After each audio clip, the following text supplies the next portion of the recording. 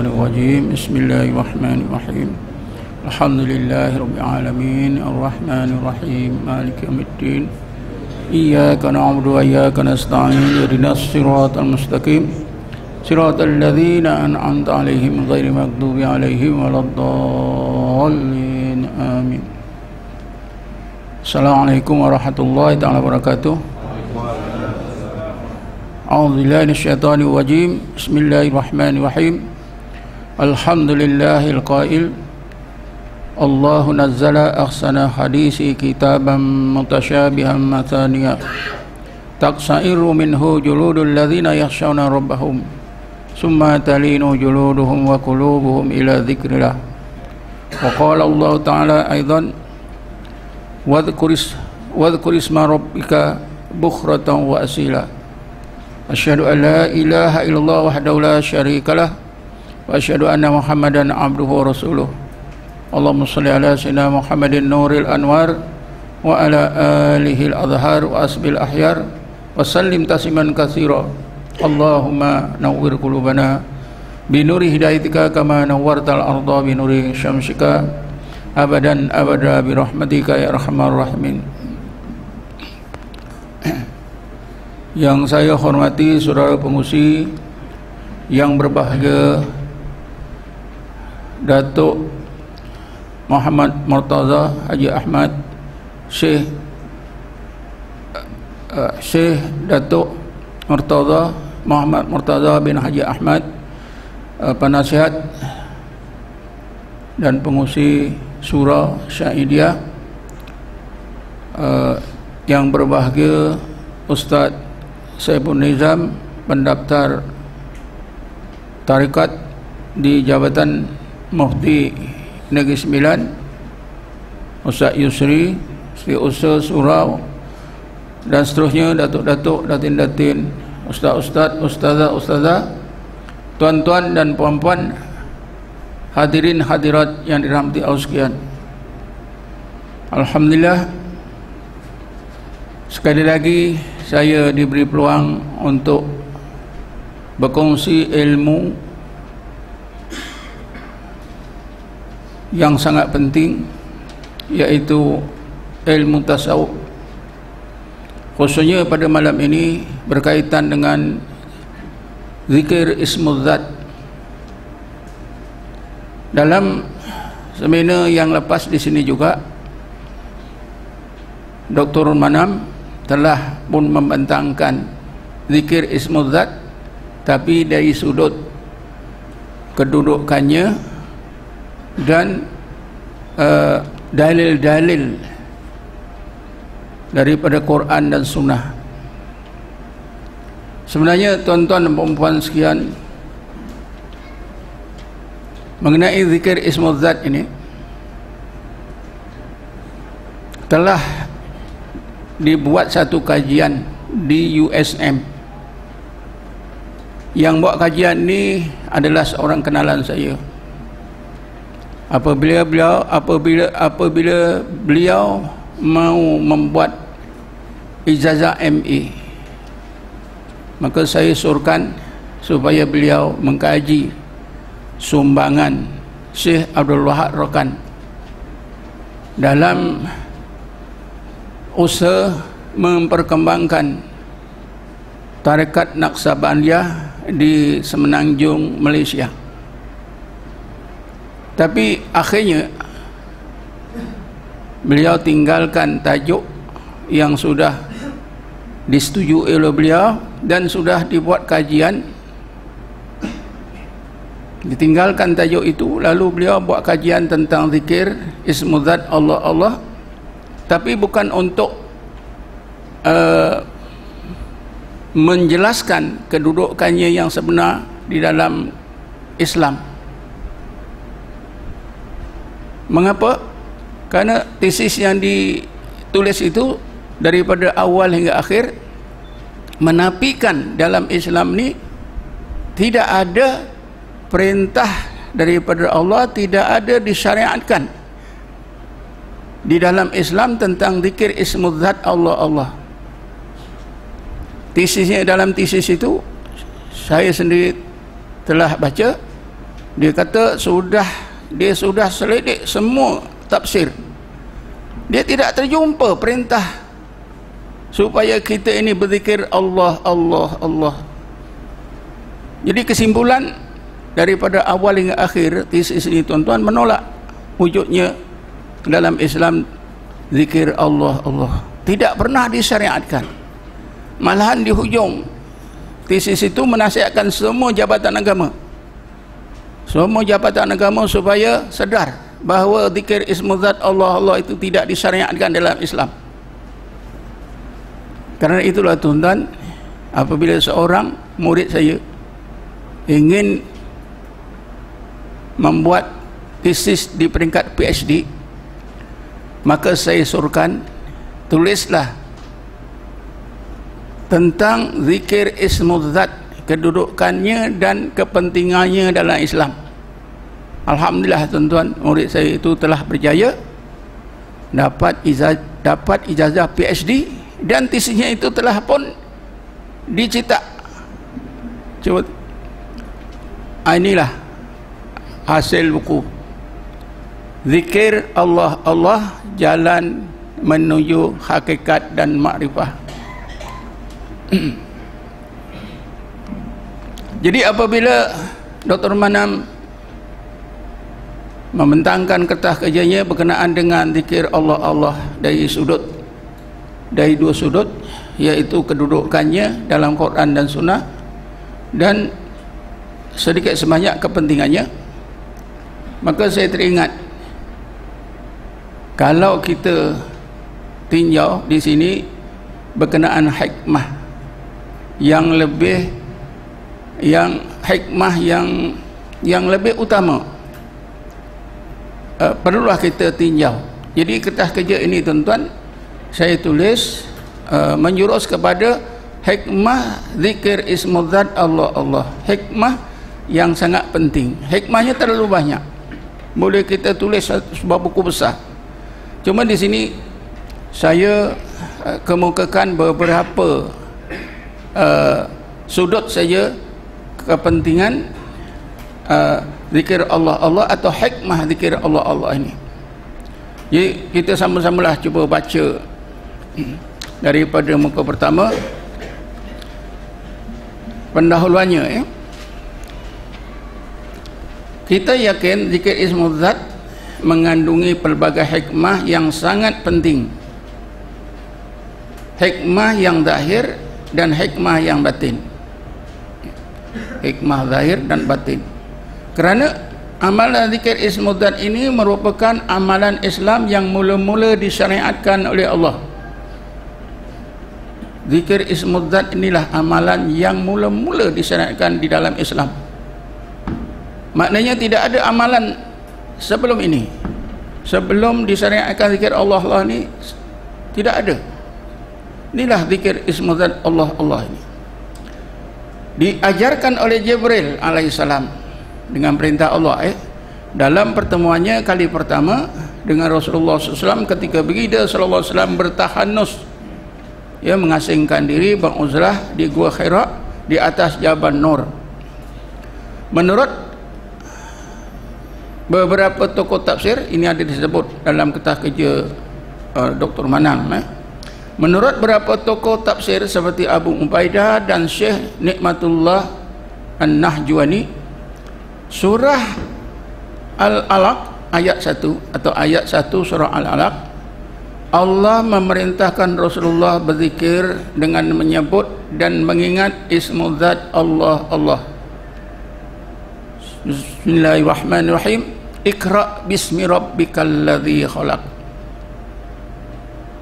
Menurut Syekh Abu Ubaidah dan Syekh Nikmatullah, jelas bahawa Iqra bismi rabbikal ladzi khalaq itu Allah perintahkan Nabi supaya berzikir menyebut Allah, Allah, Allah sampai ke peringkat Bismillah alladzi khalaq. InsyaAllah nanti ada konsep, saya terangkan tentang konsep Bismillah. Pandangan Syekh Abu Ubaidah tersebut dikukuhkan lagi oleh Ibnu Abi Jumrah. Ibnu Abi Jumrah ni tuan-tuan, jasanya yang besar ialah dia mensyarahkan kitab Sahih Muslim. Ya. Di awal bulan ini saya pergi ke Kairo, saya sempat ziarah makam Ibnu Abi Jumrah ni. Dengan huraian dan keterangan yang lebih lanjut dalam kitab hadisnya Bahjatun Nufus ni. Pilihan Allah nomor satu ini tentulah tersangat penting bagi Rasulullah dan umatnya. Bagi saya, zikir Ismu Zat Allah ini adalah pilihan Allah nomor satu.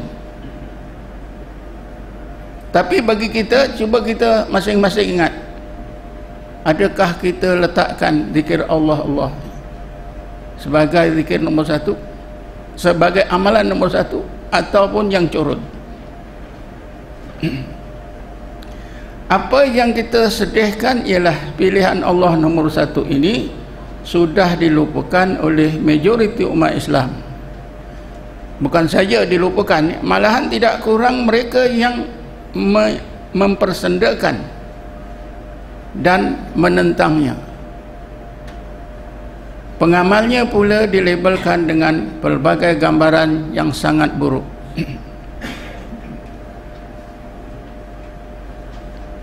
Tuan-tuan dan puan-puan sekalian,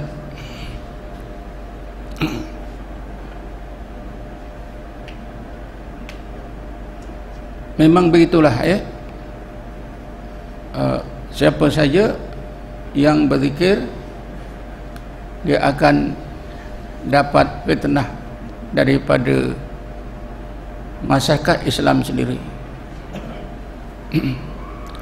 Kalau sahabat-sahabat semasa di Mekah, orang-orang Islam di zaman Mekah bersama Nabi berzikir, difitnah oleh orang-orang Quraisy.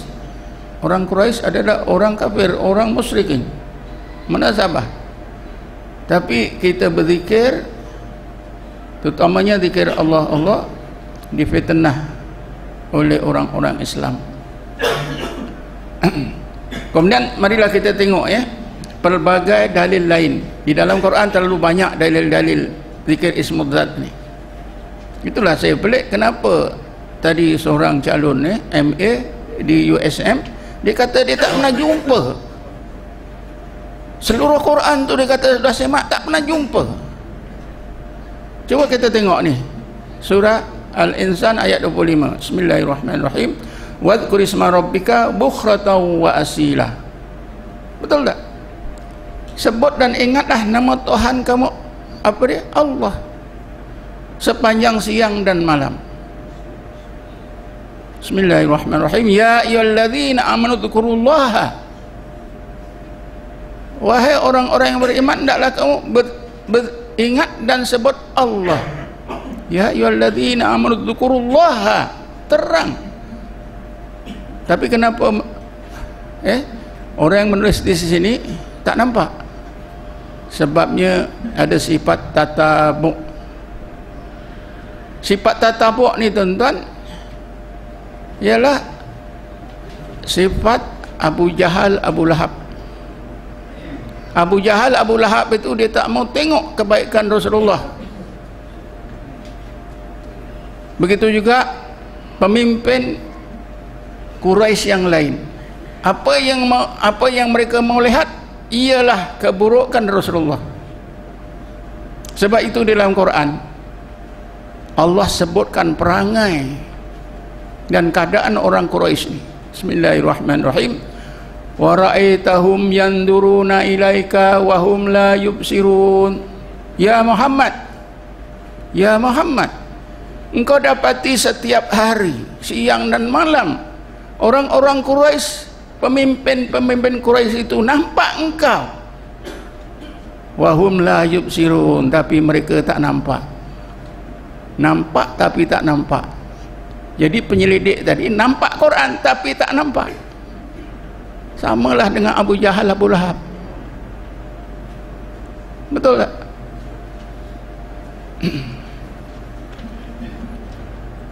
Jadi tatabuk ni tuan-tuan, artinya Kita nak buruk dia je, nak tengok buruk dia, kebaikan tak mau. Sedangkan kebaikan Nabi Muhammad itu, ya, sampai sekarang, sampai hari kiamat, ya, manusia nampak, tapi Abu Jahal, Abu Lahab tak nampak. Sehingga Abu Jahal sanggup menjadi panglima Quraisy, memimpin tentera Quraisy menentang tentera Nabi dalam perang Badar yang berlaku pada tahun 2 Hijrah. Nak pergi itu tuan-tuan, Abu Jahal ni dia telek diri dia, ambil 3 anak panah, yang satu ditulis kosong, yang kedua menang, yang ketiga kalah. Bila dikoncang-koncang, cabut, kalah. 2 kali kalah, kali ketiga kalah. Dia kata ini karut, dipatahkan anak-anak panah itu, dia pergi juga. Dalam hati dia mesti menang, tapi akhirnya dia terbunuh dalam perang Badar. Sampai macam tu. Ini sifat tatabuk. Kalau seorang Muslim dia tatabuk terhadap tarekat sampai mati, tuan-tuan. Sebab itu kaedahnya macam mana kita doakan. Tentu tuan-tuan sudah belajar kitab hikam, bagaimana cerita Syekh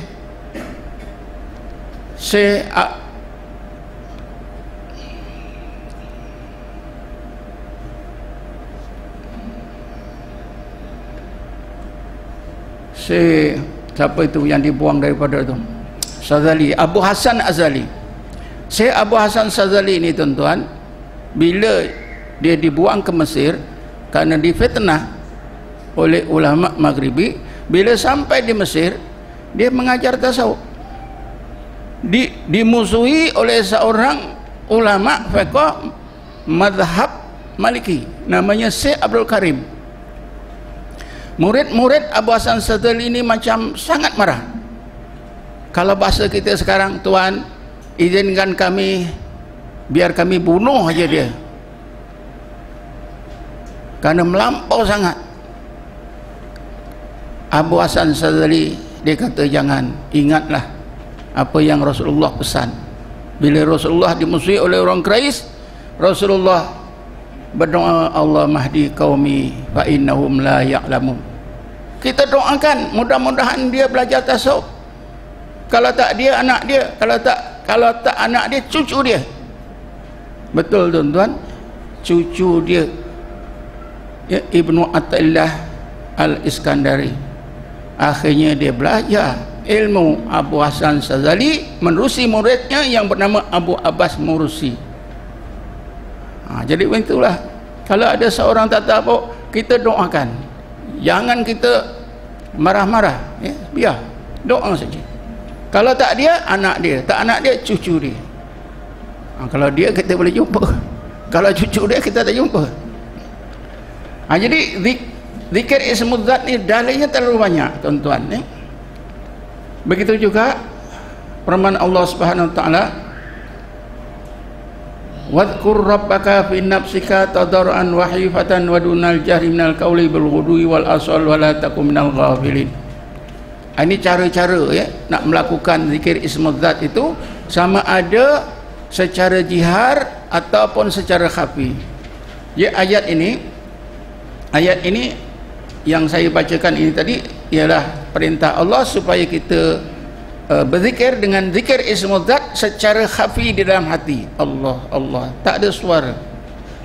Ya Muhammad, hendaklah engkau ingat dan sebut nama Tuhanmu Allah di dalam hatimu, dalam keadaan hatimu tadarruk, tunduk merendah sebagai hamba Allah dan takut kepadanya, tanpa ada suara sepanjang siang dan malam. Ya Muhammad, jangan sekali-kali engkau menjadi orang yang berhati lalai, ghaflah.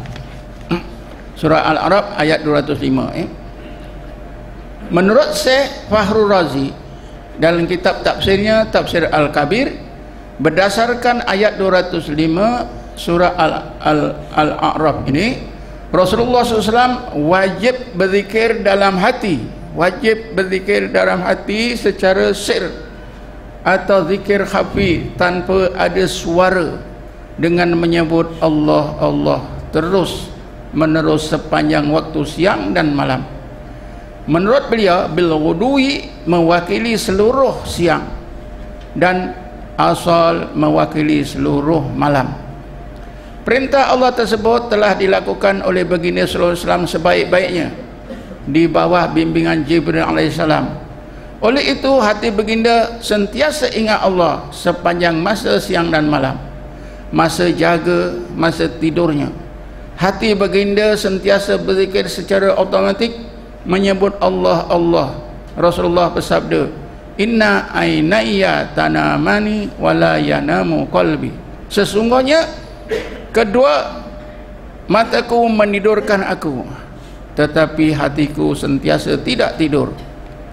Apakah yang dimaksudkan ungkapan atau kata-kata Rasulullah hatiku tidak tidur? Maksudnya semasa baginda tidur, hatinya terus berzikir secara otomatik Allah Allah Allah. Hadis tersebut dikuatkan lagi dengan kata penegasan oleh Sayyidatina Aisyah. Selepas Rasulullah wafat, ada sahabat bertanya, yang Aisyah, bagaimana Rasulullah mengingati Allah? Maka Aisyah kata, wa kana Rasulullah SAW yadhkuru rabbahu kulla ahyanihi. Adalah Rasulullah SAW sentiasa ingat Tuhannya Allah sepanjang masanya. Maka hati baginda SAW bersih dari ghaflah atau lalai. Allah Allah sepanjang masa. Umatnya juga diperintah berzikir ismul zat seperti yang diperintah kepada baginda sallallahu alaihi wasallam. Jika Rasulullah wajib berzikir seperti yang diperintahkan dalam kedua-dua ayat di atas dan ayat yang lain, apakah hukum berzikir ke atas umatnya seperti yang dilakukan oleh baginda sallallahu alaihi wasallam tersebut? Apa hukumnya? Apa hukum kita berzikir dengan ismul zat? Setengah ulama mengatakan hukumnya wajib. Antara ulama yang mengatakan wajib ialah Syekh Fakhrul Razi dalam kitab tafsirnya tadi. Kata Syekh Fakhrul Razi, umat Nabi Muhammad wajib berzikir seperti Rasulullah Allah Allah Allah. Setengah ulama yang lain menghukumkan sunat, tak wajib. Baik juga ada sunat tetapi yang sunat ini boleh menjadi wajib musabbab. Yang sunat itu boleh menjadi wajib musabbab. Kadang-kadang perkara yang tak sunat pun boleh jadi wajib musabbab. Misalnya bagi seorang yang yakin tanpa berzikir ismul zat Allah Allah seperti yang diajarkan oleh baginda sallallahu alaihi wasallam itu, keadaan ghaflah atau kelalaian hatinya tidak akan hilang, maka berzikir ke atas dirinya hukumnya wajib musabbab. Maknanya tuan-tuan, kalau kita dah yakin hati kita ni lalai saja, cuba-cuba pun apa saja tak boleh, ya? Tak boleh hilang, tetap lalai, maka yang kita tahu satu, jumpa sana jumpa sini, yang boleh menghilangkan kelalaian hanyalah berzikir Allah Allah. Jadi kalau kita yakin, maka berzikir menyebut Allah Allah itu wajib, wajib musabbab, wajib yang disebabkan oleh sesuatu sebab. Katalah kita jadi berhati keras, pemarah, jumpa tok guru sana, tok guru sini, jumpa ustaz sana, ustaz sini, tak boleh hilang, pemarah tak boleh hilang. Akhirnya baca-baca buku, jumpa orang-orang sufi, satu saja yang boleh menghilangkan pemarah awak. Awak zikirlah dalam hati Allah Allah Allah. Kita yakin kalau tidak berzikir Allah Allah memang tak boleh hilang, maka berzikir Allah Allah itu wajib hukumnya bagi orang tersebut. Nanti kita akan tengok di bawah, Rasulullah SAW ajarkan zikir ismul zat kepada sahabat. Maknanya bukan untuk Rasulullah pun ajarkan, tuan-tuan ya. Zikir ismul zat Allah tersebut Rasulullah telah ajarkan kepada para sahabat, baik di zaman Mekah maupun di zaman Madinah. Para sahabat berzikir siang dan malam seperti baginda sallallahu alaihi wasallam. Antara lain Allah abadikan ya sahabat-sahabat di zaman Mekah. Bismillahirrahmanirrahim. Wala tatrudil ladzina yad'una rabbahum bil ghadati wal 'ashiyyi yuriduna wajha. Ya Muhammad, janganlah ya Muhammad engkau halau mereka, yakni orang-orang yang beriman yang sentiasa menyebut Tuhan mereka, menyebut dan ingat nama Tuhan mereka Allah sepanjang masa siang dan malam. Yang mereka mahukan hanyalah keredaan Allah. Ini tuan-tuan, Nabi Muhammad ditemui oleh wakil Quraisy. Wakil ini menegaskan kepada Nabi, ya Muhammad, ketua-ketua kaum Quraisy memang selalu nak berdialog, berjumpa dengan engkau, tapi mereka rasa tidak selesa karena engkau sentiasa dikelilingi oleh sahabat-sahabatmu yang tak, keadaannya yang tak senonoh, pakaiannya compang-camping ya. Orang yang masuk Islam di zaman Mekah kebanyakannya orang miskin, peringkat bawahan. Lalu turunlah ayat ini memerintahkan Nabi, ya Muhammad, jangan kau halau orang-orang mukmin yang sentiasa mengingati Tuhannya Allah sepanjang siang dan malam, yang mereka mau Allah. Di zaman Madinah pula Allah berfirman hampir sama, tuan-tuan ya. Kalau yang tadi surah Al-An'am ayat 52, ini memang ayat ini sudah saya tengok ayat Makkiyah, ayat yang diturunkan di Mekah. Tapi ayat 28 suratul Kahfi ini berkenaan dengan orang-orang Islam semasa di Madinah. Bismillahirrahmanirrahim. Wasbir nafsaka ma'al ladzina yad'una rabbahum bil ghadati wal 'ashiyyi yuriduna wajha. Dan sabarkan sajalah hatimu ya Muhammad untuk terus bersama dengan mereka yang sentiasa menyebut dan mengingati Tuhan mereka Allah sepanjang siang dan malam, yang mereka mahu keridaan Allah. Hampir sama, tuan-tuan Kalau ayat 52 tu, yad'una rabbahum bil ghadati wal 'ashiyyi yuriduna wajha, bawah pun sama, yad'una rabbahum bil ghadati wal 'ashiyyi yuriduna wajha. Cuma ayat 28 surat Kahfi ini kisah orang-orang Islam di Madinah, yaitu apabila wakil-wakil bangsawan Yahudi menemui Nabi Muhammad, mendesak Nabi Muhammad supaya menghalau saja sahabat-sahabat Nabi yang selalu mengerumun Nabi, supaya pemimpin Yahudi mudah dan selesa bertemu dan berbincang dengan Nabi Muhammad. Lalu turunlah ayat ni memberitahu Nabi supaya Nabi jangan ikutkan kehendak pemimpin-pemimpin Yahudi itu. Gulungan ulul albab.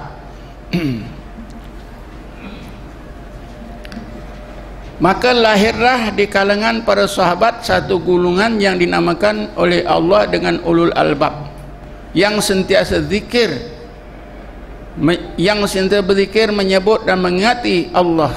Firman Allah Subhanahu wa taala, Bismillahirrahmanirrahim, alladzina yadhkuruna Allaha qiyaman wa qu'udan wa 'ala junubihim wa yatafakkaruna fi khalqis samawati wal ardh rabbana ma khalaqta hadza batila subhanaka faqina adzabannar. Ya. Maksudnya golongan ulul albab ialah mereka yang sentiasa menyebut dan mengingati Allah dalam apa juga hal keadaan mereka, berdiri, duduk dan berbaring, mereka berjaga maupun tidur. Cuba tengok, tuan-tuan, Macam mana mereka boleh buat macam ni? Tentulah Rasulullah ajar. Saya ingat tuan-tuan, tahun 90 sudah berapa tahun? Ya, 25 tahun. Ya, ada seorang tokoh Wahabi di Kuala Lumpur. Dia bersarah di mana-mana, mesti dia hentam tarekat habis-habis. Saya datang di pejabat dia, tepat jam 9 saya masuk dalam bilik, berbincang-bincang sampai tepat jam 1. Akhirnya saya diajak makan, belanja makan. Dia menafikan dalam Islam ni tak ada tarekat. Akhir sekali tuan-tuan, sudah lama tu tiba-tiba saya dapat idea. Saya tanya dia, Ustaz, kalau Ustaz pegang tak pandangan ulama, kalau kita nafikan satu ayat, satu huruf dalam Quran itu, kita boleh jadi kafir? Dia kata, dia pegang tu. Misalnya kata saya Bismillahirrahmanirrahim, ba itu bukan daripada Quran, jadi kafir kan? Dia kata ya.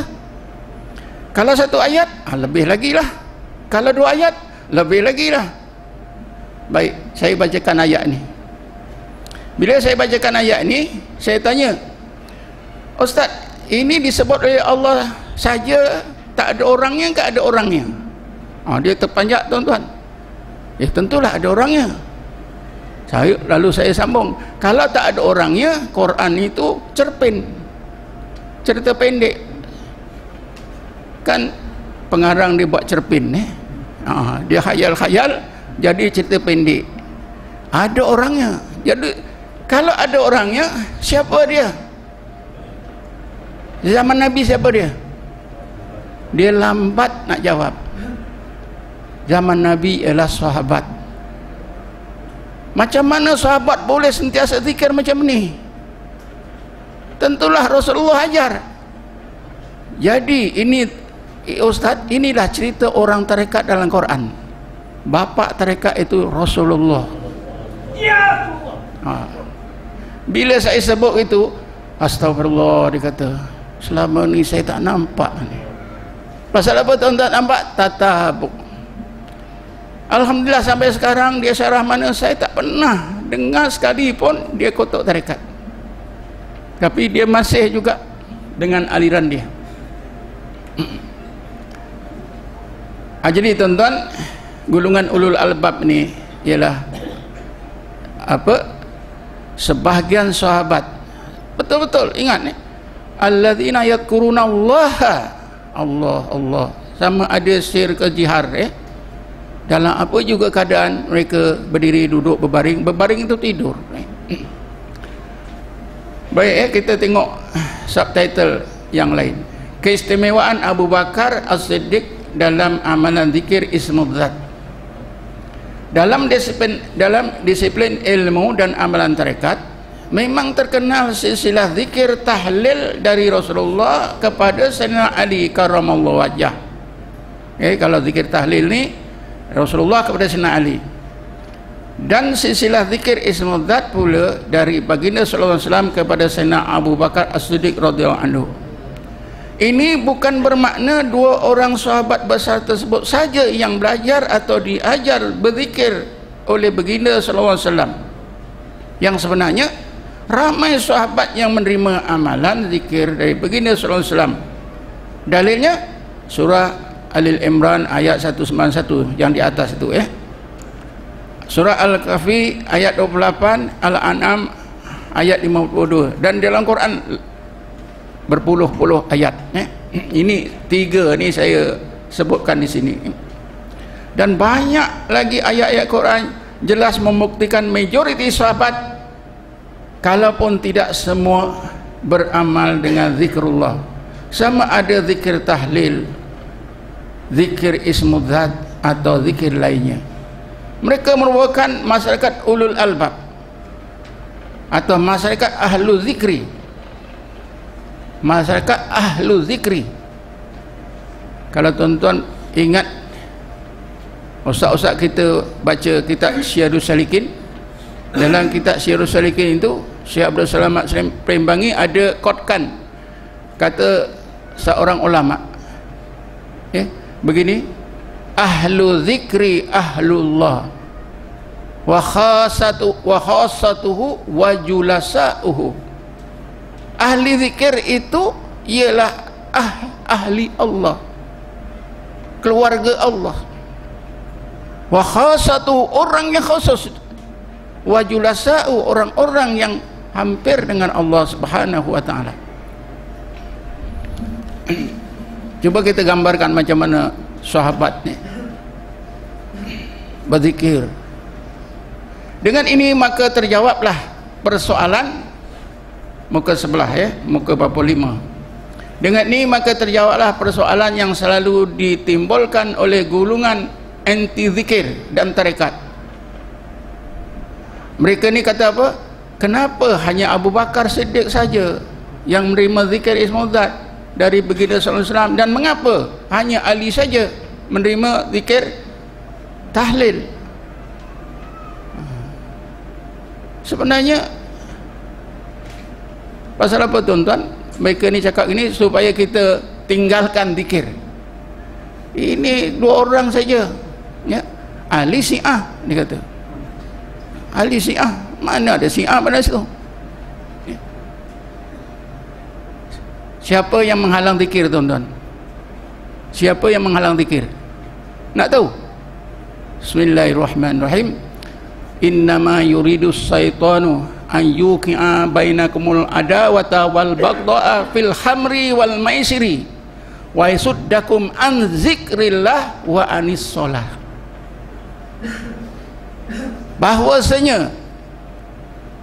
Bahwasanya syaitan itu maukan supaya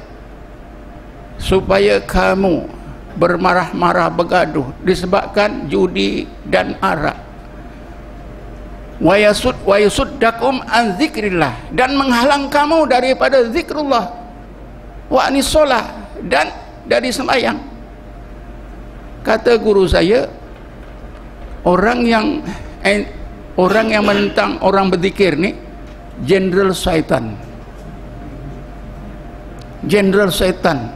Syaitan antar jenderal-jenderalnya ni di kalangan kita supaya kita tidak berzikir. Kita ada pernah dengar syaitan kata, jangan berzikir? Tak ada. Zikir ni tak diperintah dalam Islam. Tak dengar. Daripada mana kita dengar? Orang yang anti zikir, anti tarekat, siang malam kata tarekat ini sesat, tarekat itu sesat. Kata guru saya, orang berzina, orang minum arak, kaki zina sudah tobat sebelum mati. Orang cakap ni bila nak tobat? Karena mereka kata memperjuangkan, menegakkan kebenaran. Sampai mati tuan-tuan tak bertobat. Cuba kita tengok subtitle lain tu, muka 5 tadi. Pelbagai hikmah zikir Ismul Zat, memperkasa tauhid dan menyampurnakan sifat kehambaan para sahabat. Ini saya tengok dari segi sahabat. Para sahabat di zaman Mekah terus menerus selama lebih 10 tahun berzikir dengan Ismul Zat Allah Allah, hinggalah difardukan solat pada malam Rasulullah SAW di Isra' Mi'rajkan. Antara objektifnya yang penting sekali ialah untuk mengukuhkan tauhid di hati para sahabat dan menyampurnakan sifat kehambaan mereka yang sebenar. Bila Allah syariatkan berbagai amal ibadat, maka mereka mudah menerima dan melakukannya dengan sebaik-baik. Firman Allah Subhanahu wa taala, Bismillahirrahmanirrahim, fabasyiril ibad alladzina yastami'unal qaula fayattabi'una ahsana ulaika alladzina hadahumullah wa ulaika hum ulul albab. Ya Muhammad, sampaikan berita yang mengembirakan para hambaku, yaitu mereka yang mendengar. Hambaku itu ialah mereka yang mendengar pengajaran Quran, lalu mereka lakukan sebaik-baiknya atau terbaik. Mereka lah orang yang sentiasa mendapat hidayat Allah. Mereka lah golongan ulul albab.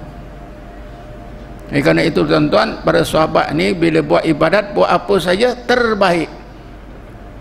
Pasal apa? Kerana dikukuhkan akidah, ya, di dalam hati mereka dengan zikir Allah Allah. Lebih 10 tahun barulah diturunkan sembahyang. Kita dapat saksikan bagaimana keteguhan iman dan tauhid para sahabat ketika menghadapi berbagai tentangan dan kezaliman kaum Quraisy yang tidak perlu rasanya dijelaskan di sini.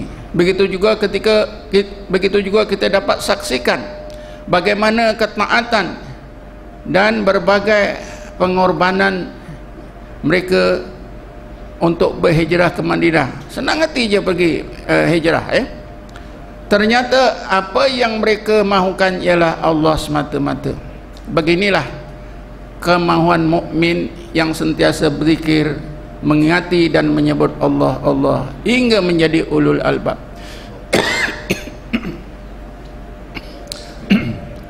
Menyampaikan tingkat bismillah. Ini subtitle di bawah tu tuan-tuan, menyampaikan tingkat bismillah. Maksudnya kalau kita berzikir Allah Allah Allah Allah, kita akan disampaikan oleh Allah di tingkat bismillah, ya. Zikir ismudzat Allah Allah bila diamalkan bersungguh-sungguh akan dapat menyampaikan tingkat bismillah dengan nama Allah. Lebih mudah lagi tercapainya tingkat bismillah yang tersebut bila diamalkan menerusi kehalusan disiplin amalan tarekat dengan pimpinan mursyid. Tidak dalam tarekat, ya, orang ramai zikir Allah Allah pun boleh sampai ke tingkat bismillah, tapi makan masa, ya. Kalau diamalkan dengan pimpinan syekh seperti yang diajar dalam tarekat, ini lebih mudah. Jadi apakah konsep bismillah atau dengan nama Allah itu? Apa konsepnya? Saya terangkan dengan ringkas tu, ya. Jawapannya yang mudah dipahami oleh kita ialah orang yang berzikir dengan ismudzat Allah Allah itu tenggelam dalam lautan kalimat Allah, zahir dan batin, rohani dan jasmani, sehingga dirasa dan disaksikan setiap makhluk pun tenggelam dalam lautan kalimat Allah, terus berzikir menyebut Allah Allah. Cuba kita renungkan lirik kasidah ini, lalu kita dengar di Radio IKIM. Astaghfirullah mimma siwallah wa kullu syai'in yaqulu Allah. Aku minta ampun kepada Allah kalaulah, ya, dalam hati aku ini ada yang lain daripada Allah. Karena tiap-tiap sesuatu itu menyebut Allah Allah Allah. Begini tuan-tuan, ya, konsep bismillah ni. Bila kita sebut sekali Allah Allah, lepas itu terus menerus Allah Allah Allah sampai beribu mungkin berjuta kalimat Allah itu, ya, dengan rahmat Allah akan tertulis di ruang rohani kita, di dalam hati kita, di dalam roh kita, dan juga tertulis di seluruh jasad kita.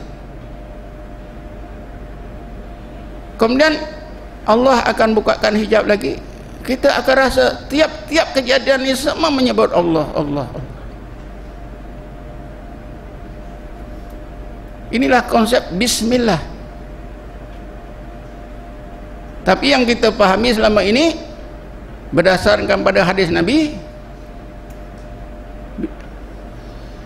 kullu amrin dhi balin la yabda'u bi bismillahi fahuwa aqta'um. Tiap-tiap perkara yang baik bila dibuat tidak dimulakan dengan bismillah, maka perbuatan yang baik itu terputus daripada rahmat Allah. Karena itu bila kita, ya, nak bangun bismillah, nak duduk bismillah, nak ambil sesuatu bismillah, nak makan bismillah, supaya dapat rahmat. Itu saja yang kita faham. Tapi sebenarnya konsep bismillah itu akan tercapai bila kita sebut Allah Allah Allah Allah Allah sampai macam Nabi Muhammad itu.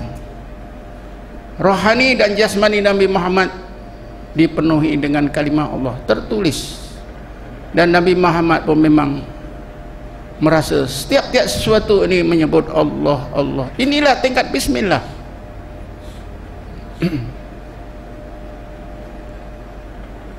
Di sini saya tunjukkan satu ayat ni. Bismillahirrahmanirrahim. Alam tara anna Allah yusabbihu lahu man fis samawati wal ardi wat tayru safatin kullun qad alima salatahu wa tasbihahu wallahu alim bima ya'malun. Tidakkah kamu lihat sesungguhnya semua makhluk di langit dan di bumi dan burung yang terbang sentiasa bertasbih kepada Allah. Setiap sesuatu kejadian telah pun mengetahui solatnya dan tasbihnya masing-masing, dan Allah Maha mengetahui dengan apa yang mereka lakukan. Lirik qasidah tadi di atas tadi dengan ayat ni betul.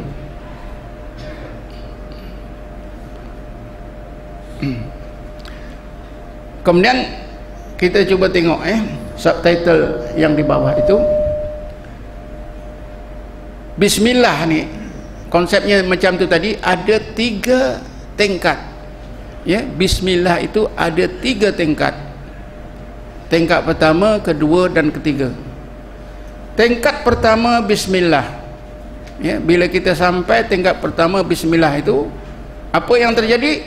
Hati mula yaqadah, hidup dan sedar, hilang ghaflah.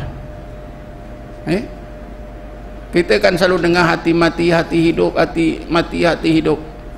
Hati yang hidup itu, yang sebenar-benar hidup itu, apabila orang itu berzikir sampai tingkat bismillah, sampai ke bismillah tingkat yang pertama. Cuba kita baca. Bila zikir ismudzat mula sampai di tingkat bismillah, inilah dimaksudkan bismillah tingkat pertama. Tingkat ini, kesan pertama yang sangat hebat akan terjadi dalam hati. Ghaflatul qalbi atau lalainya hati akan hilang, terus bertukar menjadi sadar yaqadah, dan hati pun hidup. Allah merubahkan keadaan hati dari ghaflah kepada yaqadah, dari mati dan kepada hidup. Ini Allah, kerja Allah. Inilah di antara janji Allah. Bismillahirrahmanirrahim. Fadhkuruni adzkurkum. Ingat, sebutlah aku, nescaya aku ingat kamu.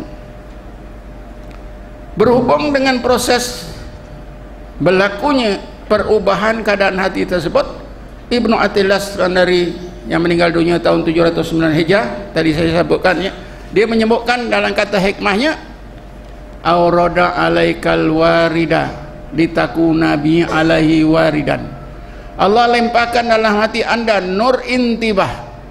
Warid itu maknanya nur, al-warid dan nur, tapi nur yang pertama daripada bismillah tadi diistilahkan nur intibah atau nur yaqadah atau warid intibah.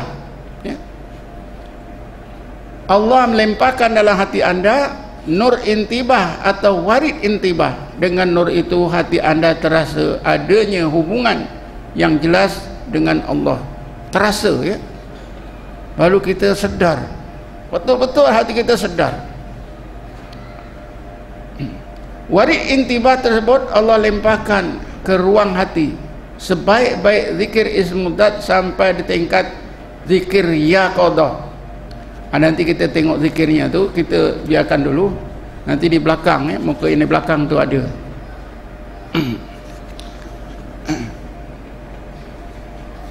Kan Ibnu Athilah juga berkata begini, fa'asa ayyar fa'aka min zikrin ma'a ghaflatin ila zikrin ma'a yaqadatin.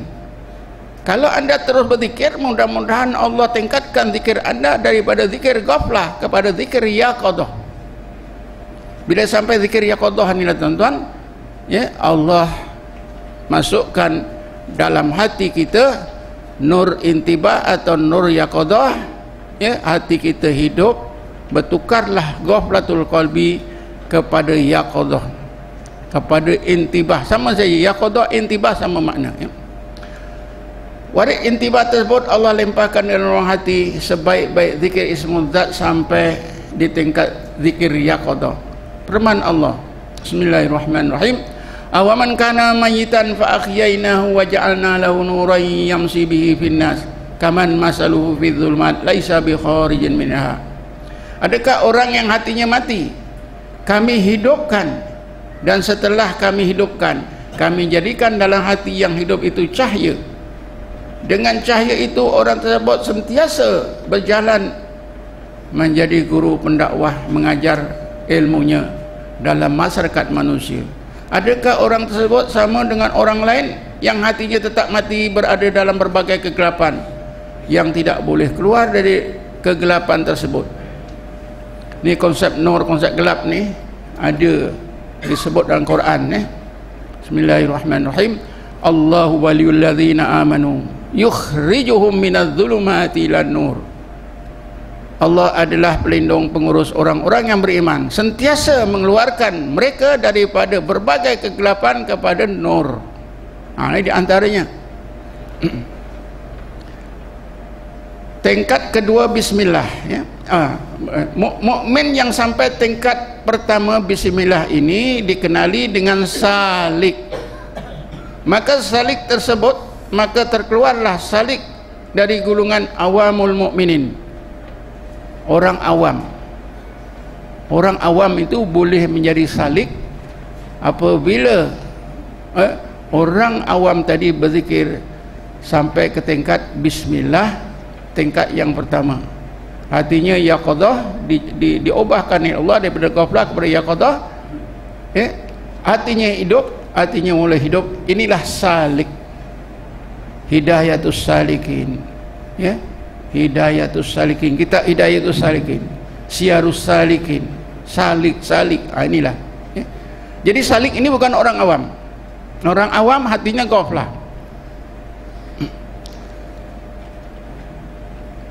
Tingkat kedua bismillah, ya.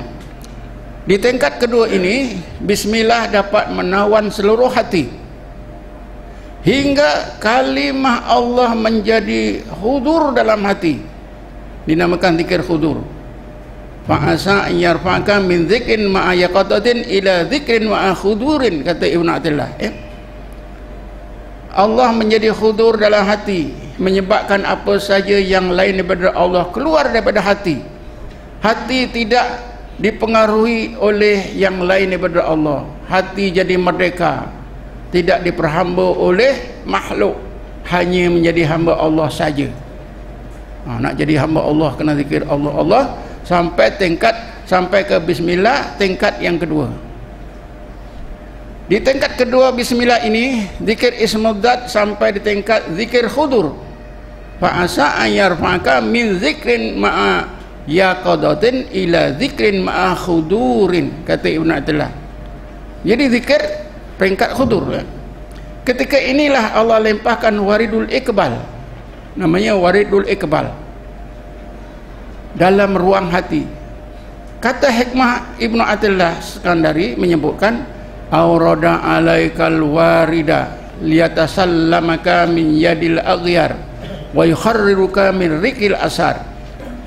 Allah limpahkan warid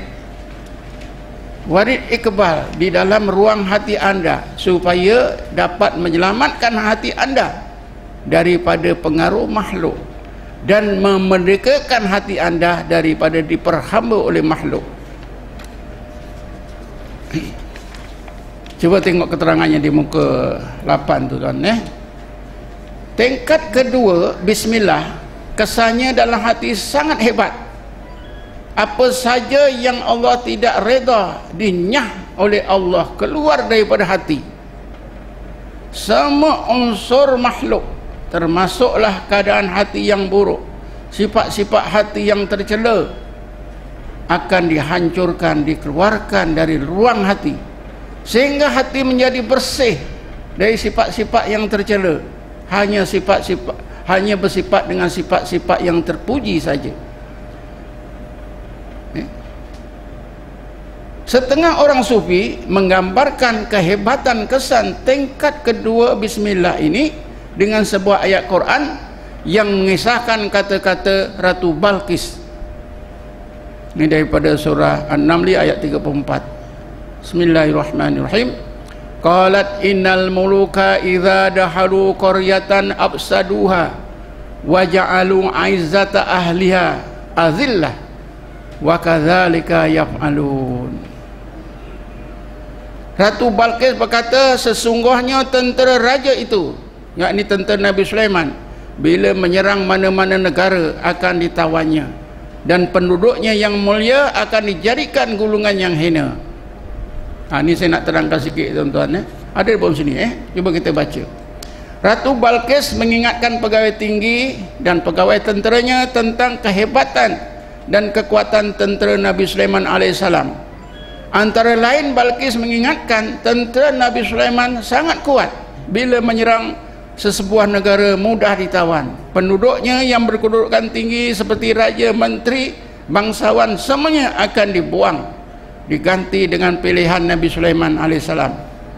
Maka cerita kekuatan tentera Nabi Sulaiman tersebut dijadikan dalil secara isyari mengenai kehebatan kalimah Allah bila benar-benar masuk ke dalam hati seorang mukmin, negara hati orang mukmin yang berzikir Ismul Zat telah sampai tingkat kedua bismillah. Ini tuan-tuan,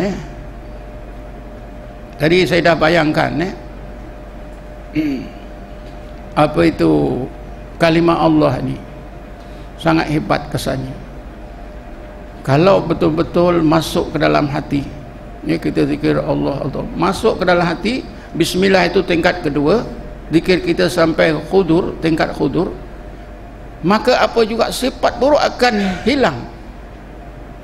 Kan kita bila belajar tasawuf ada istilah tahliyah dan tahliyah. Tahliyah itu membuangkan sifat-sifat yang madmumah, tahliyah menghiaskan hati dengan sifat-sifat mahmudah. Tapi kita tak pernah dengar apa caranya. Kita cuma dengar cerita. Ustaz ngajar pun dia ajar saja. Yang kita pula tak tanya macam mana caranya ustaz. Kita tak tanya macam mana nak buang sifat jahat ni, marah ke, tamak ke, hasad, dengki ke, tak puas hati ke, panjang angan-angan keduniaan, bakhil, macam mana nak buang ustaz? Kita tak pernah tak pernah tanya. Ustaz pun jawab mujahadah macam mana, kabur juga. Tapi sebenarnya tuan-tuan, zikir Allah Allah Allah Allah sampai tingkat bismillah, sampai ke tingkat bismillah peringkat yang kedua, maka apa saja yang buruk dalam hati dinyah oleh Allah. Allah yang buangkan, bukan kita. Allah buangkan, digantikan dengan sifat-sifat mahmudah. Coba kita baca terus. Dengan ini bermakna zikir Ismul Zat bila sampai tingkat kedua bismillah, usaha seseorang salik untuk mencapai tahliyah, ada pun di sini, membuang sifat-sifat madmumah, dan tahliyah menghias hati dengan sifat-sifat mahmudah akan tercapai. Tanpa zikir Ismul Zat hingga mencapai tingkat kedua bismillah, rasanya usaha salik tersebut tidak akan tercapai. Terhapusnya sifat-sifat madmumah dan terhiasnya hati dengan sifat-sifat mahmudah, inilah yang dimaksudkan fana sifat-sifat tercela. Fana sifat-sifat tercela, seperti yang dikonsepkan oleh Syekh Abu Qasim Al-Junaidi Al-Baghdadi yang meninggal dunia tahun 297 Hijrah dan ulama tasawuf yang lain, yang menjadi syarat bagi seorang salik untuk menerima limpahan fana sebenar daripada Allah. Bila seorang dapat kurnia waridul iqbal, sampai bismillah tingkat kedua tadi, hati akan sentiasa berada dalam keadaan khudur ma'allah, hati fokus mengingati Allah, dan ianya akan menjadi hamba Allah saja dan telah bebas dari diperhambakan oleh yang lain daripada Allah. Kan ada Allah berfirman, Bismillahirrahmanirrahim, Ara'aita man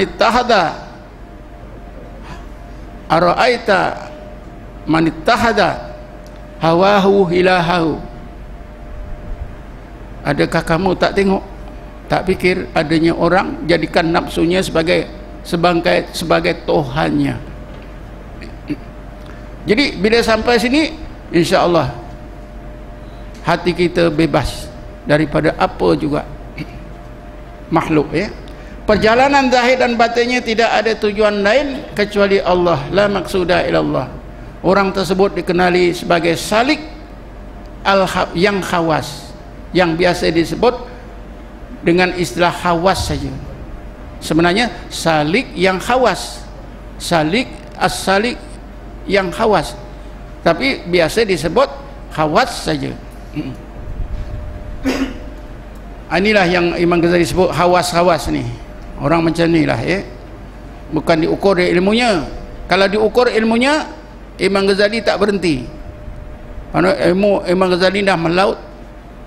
Ketika dia nak belajar ilmu tasawuf, Imam Ghazali sudah digelarkan dengan gelaran apa? Hujjatul Islam. Maknanya kalau ada mudzakarah, simposium, ada apa saja perbincangan, Imam Ghazali nombor 1. Ya. Tapi kenapa Imam Ghazali dia tinggalkan madrasah nizamiyah, letak jawatan, jual semua harta, tinggalkan Baghdad, pergi ke Damsyik, duduk di Damsyik 10 tahun. Karena dia sedar, tuan-tuan, ini semua tak tercapai dengan ilmu. Tuan-tuan boleh baca kitab Sirrus Salikin, macam mana Syekh Abdul Samad Primbani rekodkan kata-kata seorang ulama yang saya lupa, tidak akan tercapai sekalipun belajar sebanyak 1000 kitab. 1000 kitab itu satu luri, tuan-tuan. Tapi rupa-rupanya dengan zikir Allah, Allah saja. Sebab itu kalau tuan-tuan pernah membaca syair apa Hamzah Pansuri, dia kata apa? Hamzah Pansuri di Baitul Kaabah mencari Tuhan terlalu payah, akhirnya bertemu di dalam rumah. Dengan zikir Allah, Allah, akhirnya dia kenal Allah. Padahal dia belajar ilmu tauhid ni daripada negeri dia, pergi merantau-rantau sampai ke Mekah, dan dia duduk di sebelah Kaabah tu, dekat Masjidil Haram. Ulama ajar dia belajar pun susah nak kenal Allah.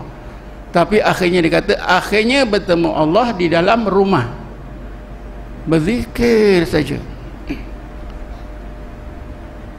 Tingkat ketiga bismillah. Tingkat ketiga bismillah menyampaikan di puncak zikir ismul zat. Tingkat tiga bismillah ni puncaknya, puncak zikir ismul zat Allah, Allah. Dikatakan sampai di puncak karena yang lain daripada Allah hilang dari ruang hati, hanya Allah saja yang diingat. Sebab itu zikir ismul zat di peringkat puncak ini dikenali dengan tingkat ghaibah, zikir ghaibah. Ibn Attillah dikata, fa'asa an yarfa'aka min zikrin ma'a khudurin ila zikrin ma'a ghaibatin fama dzalika 'ala Allahi bi'azizin. Mudah-mudahan Allah tingkatkan zikir anda daripada zikir khudur kepada zikir ghaibah. Yang bukan itu, meningkatkan bukan itu tidaklah susah bagi Allah Subhanahu wa taala. Maksudnya yang lain daripada Allah hilang dari ruang hati, hanya Allah saja yang diingat. Kadang-kadang diistilahkan dengan wukuf qalbi. Wukuf qalbi, wukuf artinya berhenti, qalbi artinya yang dibangsakan kepada hati. Maka wukuf qalbi bermakna berhenti hati dari ingat apa jua kecuali Allah. Kadang-kadang wukuf qalbi, wukuf itu artinya berhenti, qalbi itu hati. Jadi hati kita tidak ingat yang lain, Allah saja. Inilah zikir ghaibah. Inilah bismillah tingkat yang tertinggi, berada di puncak bismillah, Ketika zikir ismudzat berada di tingkat ghaibah tersebut, Allah limpahkan dalam ruang hati waridul wisal. Istilah-istilah ini digunakan oleh Ibnu Ajibah ketika dia menghuraikan kitab hikam, dan kitabnya Iqadul Himam. Waridul wisal atau nur al-wisal, Ibnu Attillah menegaskan dengan kata hikmahnya, awrada alaikal warida liyukhrijuka min sijni wujudika ila fadai syuhudika. Allah limpahkan ke dalam ruang hati anda waridul wisal atau nur al-wisal untuk mengeluarkan hati anda dari penjara wujud diri, fana, dari penjara wujud diri anda sendiri ke medan luasnya musyahadah anda terhadap berbagai resi Allah. Orang bila sampai ke tingkat ini, tuan-tuan, zikir ghaibah atau tingkat ketiga bismillah ini, orang itu fana. Ketika itu salik fana, difanakan oleh Allah, maka sampailah ia di tingkat ihsan, seperti yang disebut dalam hadis Nabi sallallahu alaihi wasallam, al-ihsan an ta'budallaha ka'annaka tarahu fa illam takun tarahu fa innahu yaraka. Hadis ini, tuan-tuan, menjelaskan tentang fana dan baqa. Ketika seorang itu sampai tingkat ketiga bismillah, dia akan fana, maka dia akan merasa seperti yang Rasulullah sebut, al-ihsan an ta'budallaha ka'annaka tarahu. Ihsan itu ialah anda beribadat kepada Allah seolah-olah anda melihatnya. Ini fana. Maka fa in lam takun tarahu fa innahu yaraka. Sekiranya anda tidak lagi terasa melihat Allah, anda akan terasa Allah sentiasa memantau diri anda. Ini baqa billah.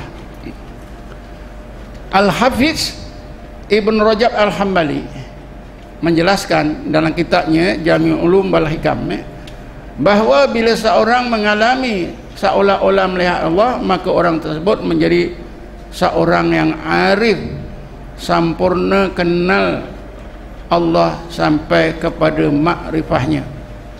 Tetapi keikhlasan hatinya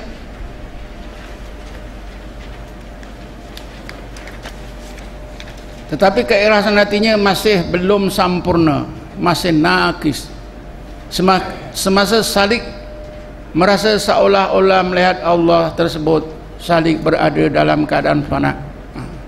Itu fana. Sebab itu kita tak pernah terasa seolah-olah melihat Allah, kerana tidak difanakan.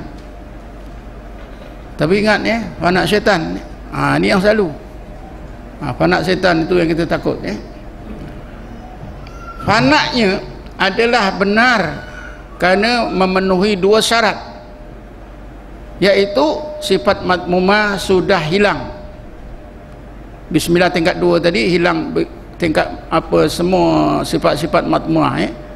Sifat madmumah sudah dihilangkan oleh Allah, dan hatinya pun hanya ingat Allah. Ada dua syarat. Syekh Abu Qasim Al-Junaidi Al-Baghdadi 297, bukan 292, menegaskan fana ada dua ciri. Ciri pertama, sifat madmumah telah lenyap. Ciri kedua, hati hanya ingat Allah semata-mata. Pandangan beliau diperkuatkan lagi dengan pandangan Syekh Jirjani. Ada sebut Jirjani, ada Jurjani. Dua-dua itu betul. Dalam kitabnya At-Ta'rifat, bahawa fana ada dua, fana sifat-sifat jahat, dan kedua hanya ingat Allah saja. Hilang apa saja dari luang hati, hanya Allah saja yang diingat. Apa saja hilang, Allah saja diingat. Sama saja, tuan-tuan.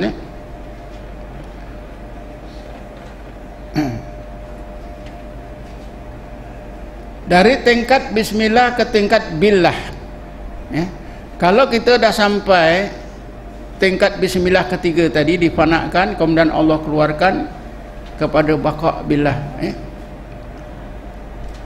Bila sampai baqa billah, itulah billah.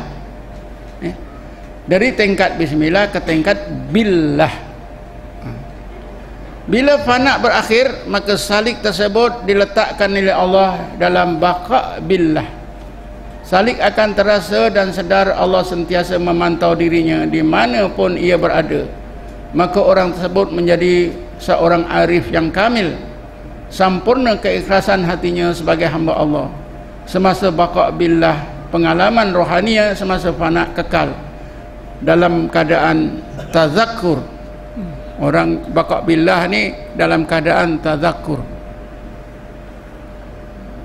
Tazakkur, ingat dan terbayang yang diingat. Tazakkur ini tuan-tuan, konsepnya kita boleh faham dari Quran. Bismillahirrahmanirrahim. Kalla idza dukkatil ardu dakka dakka wa jaa rabbuka wal malaku saffa saffa wa ji'a yauma idzin bi jahannam yauma idzin yatadzakkarul insanu wa anna lahu dzikra. Bahkan hal yang sebenarnya bukanlah seperti sangkaan orang-orang kafir. Apa yang sebenarnya nanti apabila bumi ini bergoncang sekuat-kuatnya, kiamat sudah bermula. Maka datanglah segala kebenaran Tuhan kamu Allah, dan malaikat juga kamu nampak berbaris-baris. Bila bumi ini bergoncang tuan-tuan, segala kebenaran Allah itu dapat dilihat. Orang yang tak pernah mengakui kebenaran Allah pun nampak. Malaikat yang mereka tak percaya pun nampak. Waji'a yauma idzin bi jahannam, neraka pun nampak. Yauma idzin yatadzakkarul insan. Pada hari itu semua manusia tazakkur, yatadzakkaru, percaya adanya neraka dan nampak neraka. Ini tazakkur. Wa anna lahu dzikra. Apa guna? Apa guna? Ingat tazakkur pada masa itu tak guna.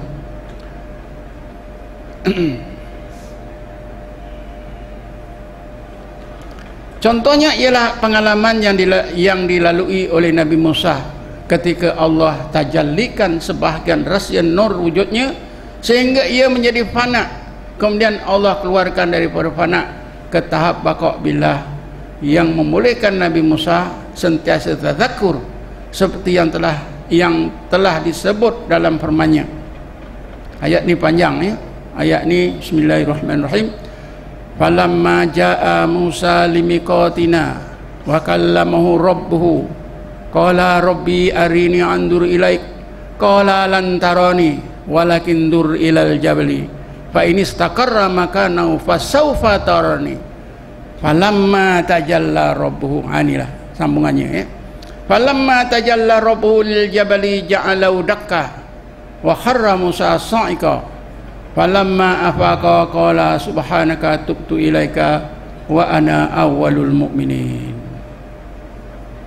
Maka apabila Tuhannya Allah mentajallikan ayat wujudnya menerusi bukit Tursina itu, menjadikan bukit Tursina lenyap dan Nabi Musa AS jatuh pingsan, yakni fana.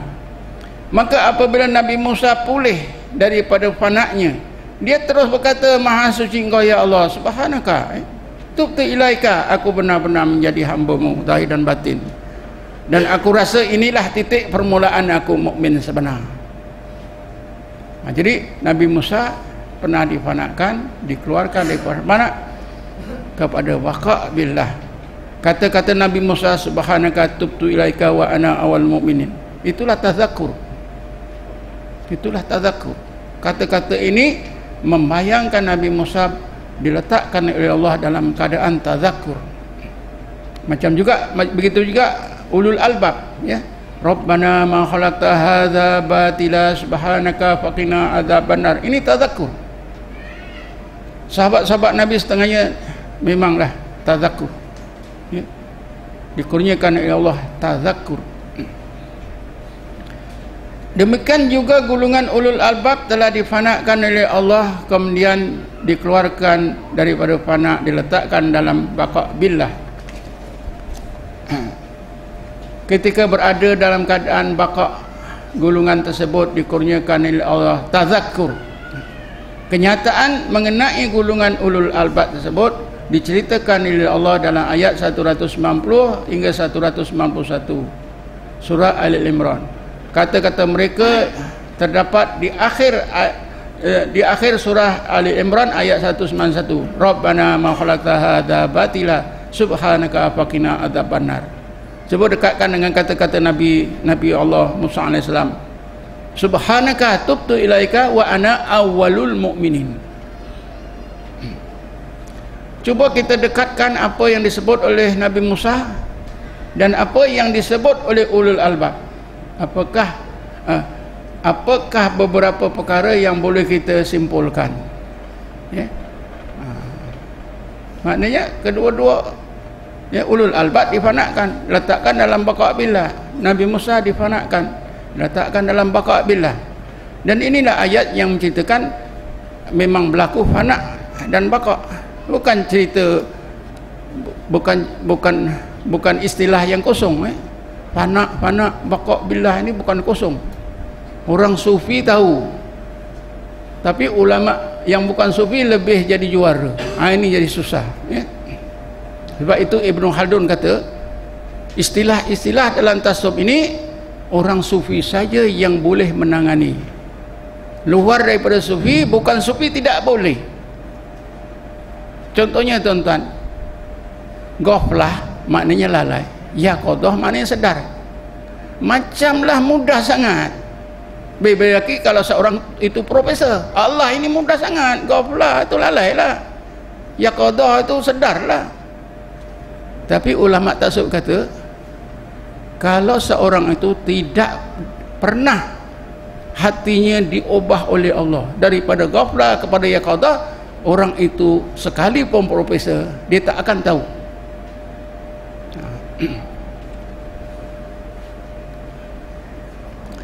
Di peringkat baqa' billah yang membolehkan orang tersebut tadzukur ini bermakna berpindahlah salik dari 3 tingkat bismillah ke tingkat billah. Tingkat billah. Di tingkat inilah salik tersebut dikenali dengan salik yang khawasul khawas, yang biasa disebut khawasul khawas.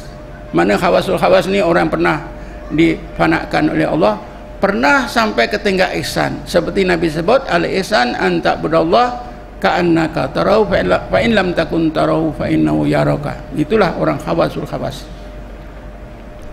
Cuba kita tengok, ini saya nak ajak tuan-tuan melihat zikir tadi, saya dah sebut-sebut tadi. Ini ada dalam kitab Ihkam, tingkat-tingkat zikir ismul zat Allah. Menurut Ibnu Attillah Skandari dan rajah untuk membantu memahaminya. Di belakang itu ada rajah, ya. Kita baca dulu, ya. La tatrukiz dzikra li adami khudurika ma Allah fi li anna ghaflataka ma dzikrihi min ghairi dzikri asaddu alaika min ghaflatika fi dzikri fa asa an yarfa'aka min dzikrin ma'a ghaflatin ila dzikrin ma'a yaqadatin wa min dzikrin ma'a yaqadatin ila dzikrin ma'a khudurin wa min dzikrin ma'a khudurin ila dzikrin ma'a ghaiba amma siwal madhkur fa ma dzalika 'alallahi bi'aziz, ya.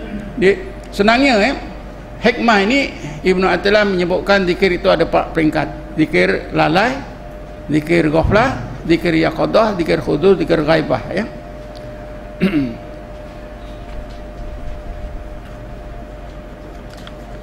Coba tengok tuan-tuan, rajah itu saya nak terangkan sedikit,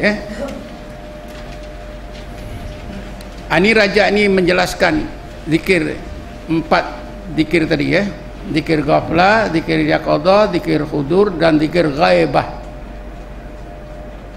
Zikir ghaflah ni kita lah, orang awam. Sebab itu ruangnya besar, ramai orang ni. Macam kun ni, rajah 3 segi ni, ini nak menunjukkan, bahawa orang awam tu ramai, ya. Orang yang berzikir di peringkat ghaflah tu ramai, ya. Bila dinaikkan zikir kita oleh Allah, sampailah zikir yaqadah. Tengok sebelah kanan sekali, zikir yaqadah, sebelah kanan sekali, zikir yaqadah. Dia semakin sikit bilangannya. Dinaikkan lagi oleh Allah zikir khudur, lagi sikit. Akhirnya sekali zikir ghaibah di puncak kata. Bukan semua orang berzikir boleh fana sebahagian. Memanglah kita daki bukit itu susah Yang tengah-tengah itu ya, zikir ghaibah ini orang awam. Zikir yaqadah itu salik. Zikir khudur itu khawas. Zikir ghaibah itu khawasul khawas atau ahlul kamal. Kalau di akhir itu yang sebelah kiri pada lidah atau pada akal. Orang awam ni akal. Itulah ilmu. Itulah juga peringkat syariat ya, orang awam ni. Kuat syariatnya ya, kuat syariatnya. Kalau salik itu dalam hati. Hati sudah mainkan peranan, dapat kepahaman, ilmu sudah dapat kepahaman. Itulah tarekat, peringkat tarekat ya. Nanti saya akan terangkan ya. Bila zikir sampai khudur, jadi orang khawas dalam roh ya, disampaikan Allah kepada hakikat, permulaan makrifah hakikatnya. Bila sampai zikir ghaibah jadi orang khawasul khawas, itu di dalam sir, barulah dia menerima makrifah. Tuan-tuan dan puan sekalian, seorang ulama tasawuf bernama Syekh Najmuddin Al-Kubra, dia kata syariat itu seperti kapal, tarekat itu seperti lautan, hakikat itu seperti mutiara di tengah-tengah lautan.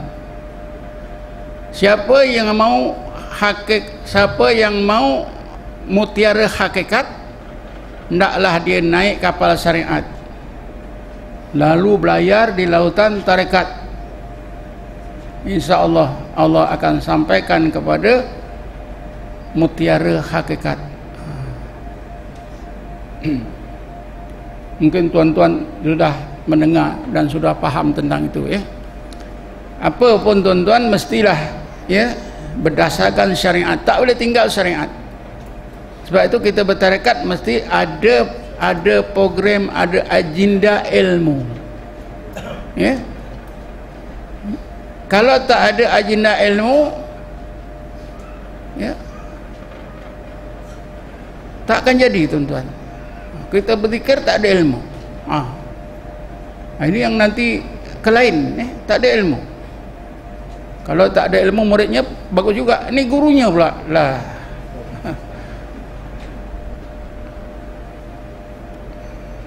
Nanti kalau tuan-tuan tak faham boleh tanya saya ya. Keadaan hati golongan ulul albab atau khawasul khawas mutmainnah. Ini sebagai penutup dengan zikir ismudzat Allah seperti yang telah dijelaskan di atas, dapat membentuk seorang mukmin menjadi seorang salik, kemudian menjadi khawas, dan akhirnya menjadi khawasul khawas. Orang khawasul khawas inilah yang disebut di dalam Quran anaba ilaihi. Bismillahirrahmanirrahim. Wa yahdi ilahi man anaba alladzina amanu wa tatmainu qulubuhum bidzikrillah ala bidzikrillah tatmainul qulub. Dan Allah sentiasa memberi hidayat kepada orang mukmin yang benar-benar kembali kepada Allah zahir dan batinnya, menjadi seorang munib. Anaba itu jadi munib. Kalau taba yatubu taibun mereka adalah orang-orang yang beriman, beramal soleh, hati mereka mutmainah dengan zikrullah. Tidakkah dengan zikrullah hati menjadi mutmainah? Kita lihat bagaimana peranan zikir ismudzat Allah berjaya membolehkan seorang mukmin menjadi sebaik-baik hamba Allah yang berhati atau berjiwa mutmainah. 4 kurnia Allah bagi orang yang berhati mutmainah disebabkan zikir ismudzat Allah. Tapi saya nak ingatkan kita zikir Allah pun akhirnya Allah juga ke situ juga ya. La ilaha illallah, la ilaha illallah, Allah juga. Sebab itu apa tarekat pun zikirnya ada dua ni, ya. Sama ada la ilaha illallah kemudian diikuti Allah atau Allah diikuti la ilaha illallah. Kalau nak sabani Allah dulu kemudian la ilallah kemudian. Kalau dalam yang lain katalah Qadariyah, dia la ilaha illallah dulu baru dia Allah. Sebab Qadariyah dia ambil nak sabani kemudian, ya. Jadi semua sama. Jadi bila saya sebut zikir ismul zat ni bukan zikir Allah saja, tuan-tuan. Sama juga zikir tahlil la ilaha illallah. Kan Allah itu. Sama. Ini kalau kita faham. Jangan malam ni kenapa ustaz sebut Allah saja, la ilaha illallah tak ada. Sama. Sebab apa? La ilaha illallah. Nafi isbat. Nak isbatkan Allah itulah la ilaha illallah. Allah juga. Sama aja.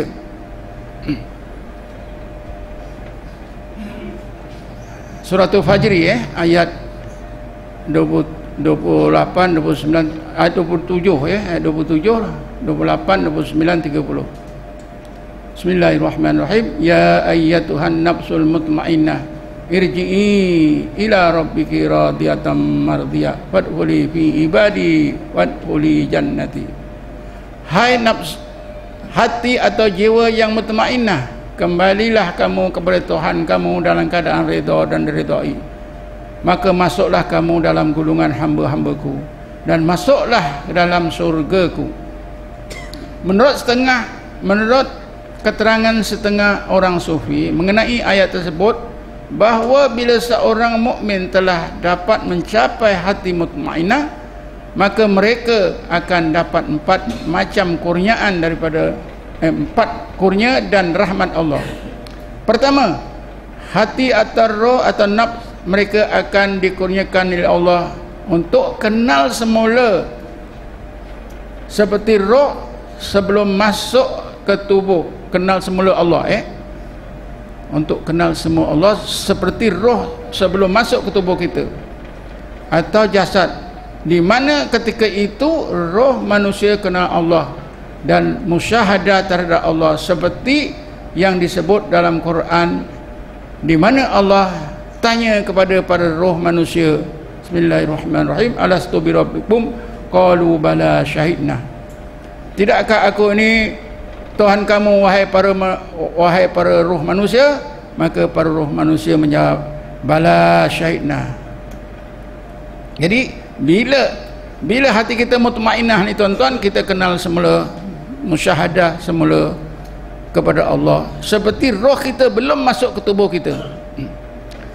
Dengan itu maka bila hati telah benar-benar mutmainnah, maka Allah angkatkan dan singkapkan berbagai hijab sehingga hati atau roh manusia itu dapat musyahadah terhadap wujudnya Allah.